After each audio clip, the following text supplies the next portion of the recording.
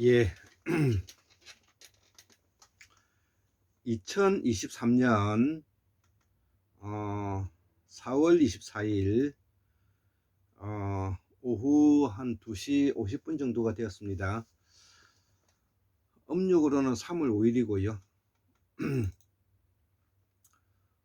제가 그동안에 그 학문 산책 시리즈로 지금 현재 예전에 제가 이미 적었던 글을 좀 더 다듬고 보강해서 새롭게 뭐냐면은 그 강의하고 있습니다. 오늘은 학문 산책 161번째 한 번째 9번째 이제 그 강의가 되겠는데요. 제목은 이렇습니다. 우리의 교육에는 자본을 중시하는 주의와 인간의 존엄성을 소중히 여기는 그런 두 가지 기둥이 자리 잡고 있다는 것이죠. 자, 그래서 우리 교육은 그동안에 영국과 미국이 수직적 리더십으로서 이끌어온 지배하고 명령하고 억압하고 착취하게 된 그런 상태에서 우리가 살아온 것이죠. 자, 그런데 그러다 보니까 빈부격차가 많이 일어나고 사회 구조적으로 많은 모순이 발견되면서 궁극적으로 인간의 존엄으로 돌아가자, 이 내용인 것입니다. 자, 그래서 나는 그동안 한국 문명의 발전적 변화와 한국의 통일을 염원한 마음으로 열심히 공부하였습니다. 그리고 실천 공유하기 위해 부단히 노력하였습니다. 그런데 어느덧 세월이 흐르고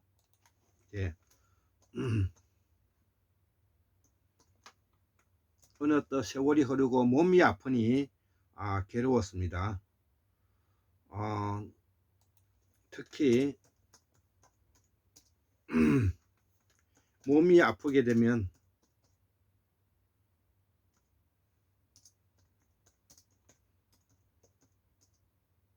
모든 것이 의욕이 상실됩니다. 자, 그래서 건강과 사고가 생기지 않기를 염원합니다. 무엇보다도 학문의 성취를 위해 우리의 한국 미래가 보장받기 어려운 처지에 놓였다는 것이죠.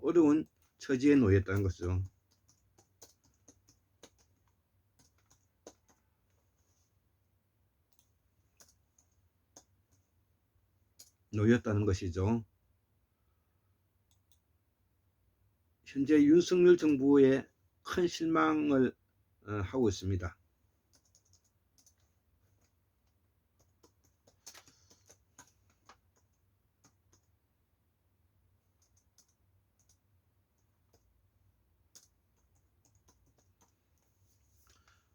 자, 우리 국민이 이 점에 대해 깊은 통찰을 함께 하지 못함이 아쉽습니다. 현재 한국 교육은 지배 이데올로기, 집권층과 기득권의 지배 이데올로기에 포획되어 있기 때문에 그렇습니다. 그래서 난 정치적으로 개인공화국화하고 경제적으로는 독립체산지를 확보하고자 했습니다. 그렇지 못한 자는 국가가 책임을 져야 합니다. 이것이 우리가 기본소득 개념인데요. 국가가 존립한 이유가 여기에 있다는 것이죠. 이것이 우리 한국의 책임 정치인 것입니다. 복지국가, 그 다음에 기본소득, 독일, 스위스, 스칸디나비아 방식이 바로 이를 설명하고 있는 것입니다. 자, 그래서 이것이 한국의 책임 정치이고 작금의 기득권들은 이런 사상을 못마땅히 하고 있죠. 왜냐하면 포획하고 규제하는 재미를 이들은 알기 때문에 그렇다는 것이죠. 자, 그래서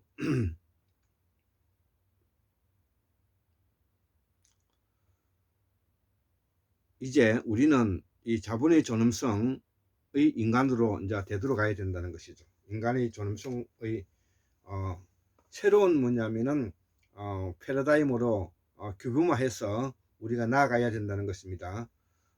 그동안에 우리가 조선시대 때부터 일제 시대 때부터 그 다음에 권위주의 시대, 독재 권위주의 시대 때까지 우리는 한결같이 바로 이러한 방식으로 뭐냐면은 살아왔다는 것이죠. 포획되고 규제되는 그런 사회 속에서 우리가 살아왔다는 것입니다. 자, 그래서 이제는 수평적 리듬을 바탕으로 하고 앞으로 분권하고 자율화하고 네트워크하는 환국 문명의 새로운 뭐냐면은 지평을 만들어 가야 된다는 것입니다. 새로운 한국의 지평을 만들어 가야 되는 것입니다. 자, 그래서 이를 뭐냐면 우리가 그동안의 이 자본의 중요성, 자본주의 입장에서 앞으로는 인간 존엄성을 중시 여기는 시대로 뭐냐면은 우리가 나아가야 될 것 같습니다. 그래서 환국 문명의 내재적 요소로서 우리가 환국 문명의 내재적 요소라서 분권화되고 자율화되고 네트워크화되고 또 4차 산업과 더불어서 블록체인 있다는 것이죠. 이러한 시대로 우리는 빨리 올라타야 되는 것입니다. 환구의 민주화를 견인하여 우리가 세계 민주화의 제구의 길을 이제 걸어가야 된다는 것입니다. 환구의 민주화를 견인하고 세계 민주화의 제구의 길을 우리가 견인해야 된다는 것입니다. 자, 그래서 앞전에 우리 윤석열 정부의 3.1절 기념사에 담겨진 내용이 결국 이 땅에 일장기가 3.1절에 내다 걸린 모습을 우리가 보고 있다는 것이죠. 그 일장기는 우리 젊은 이의 피가 되어 돌아올 것이다 이것이죠. 오늘은 한국 정치를 단도직입적으로 말씀해 보겠습니다. 즉 친일 부역 보수와 진보 민주 진영은 이번 3.1절 기념사 내용으로 본 윤석열 정부를 통해 친일 부역 보수 가짜 양반이 완전 승리로 끝나고 말았다는 것을 우리가 알 수가 있는 것입니다. 자, 그래서 이 국민의힘은 기본적으로 친일 부역 세력이죠. 친일 부역자 세력들이죠. 친일 부역 독재자 세력들인 것이죠. 자, 그러면 반대에 있는 더불어민주당은 뭐냐면 진보민주 진영이에요. 진보민주 진영. 자, 이러한 진보민주 진영에서 우리가 앞으로 어떻게 해야 될 것인지 이런 것들에 대해서 우리가 좀 더 심도 있게 알아야 될 것 같습니다. 자, 그래서 오늘은 한국 정치를 단도직입적으로 말해 보겠습니다.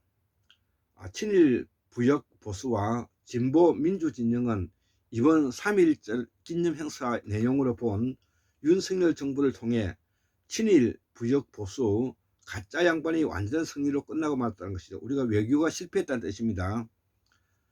자, 여기에 가장 큰 공로를 한 사람은 바로 문재인과 이낙연이죠. 문재인과 이낙연이 뭐냐면 이러한 민주화에 가는 방향길을 뭐냐면은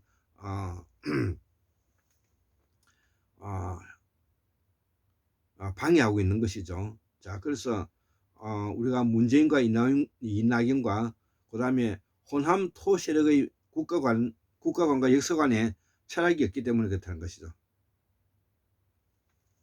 자, 정권을 제청하지 못하는 원죄에 따른 것이죠. 이들이 아무 생각이 없는 사람들이라는 것이죠. 누구냐? 문재인과 이낙연을 말하는 것입니다. 자, 문재인이가 이 정도인지는 우리는 몰랐죠. 두 분 다시 문재인에게 속지 맙시다. 작금의 민주진영은 싱크탱크가 필요하다. 돈에 눈물고 자기 추세하기에 바빠 주변 강대국이 어떻게 하는지 여유가 없다. 이를 학자들의 기반을 닦는 일이다. 이참에 한국 문명학술론이 여기에 조금이나마 보태고자 합니다. 현재 한국의 진보 민주를 유지하는 민주당 뉴라이트 낙선대 연구소에 비해 조직화되어 있지 않기 때문에 그렇습니다. 조직화되어 있지 않다는 뜻입니다.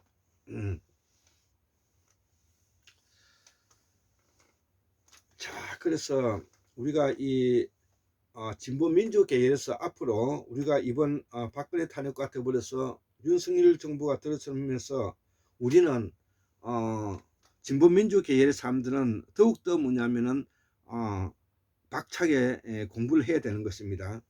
공부를 통하지 않고서는